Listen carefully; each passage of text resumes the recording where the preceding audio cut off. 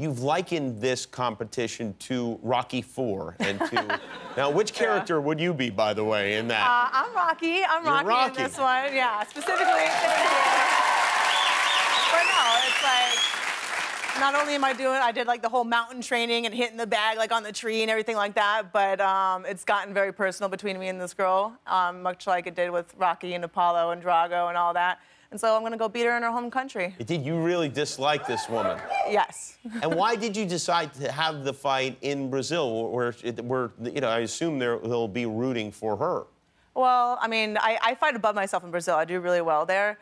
But the thing is, I just wanted to beat her in the most devastatingly embarrassing way possible. So I wanted to do it in front of her own people. Yeah. And you know, I'm not afraid to let go of the hometown advantage. She's much more than a hometown advantage away from beating me. You should show up at her house and beat her up during, like, Christmas dinner at the end. That's, again, doing it for free. That's not how I pay the bills. I gotta feed my dog. I know you're in Expendables 3 with Sylvester Stallone. Does he know about this Rocky thing?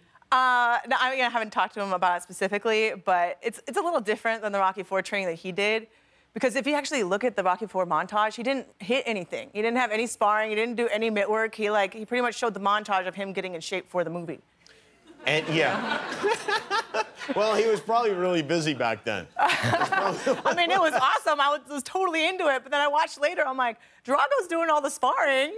He didn't hit anyone to get ready. That's one of those movies that you look back on sometimes and you go, what was going on here? It's still my favorite one, though. You should give the speech. You should give a word-for-word version of that speech about world peace that he gave.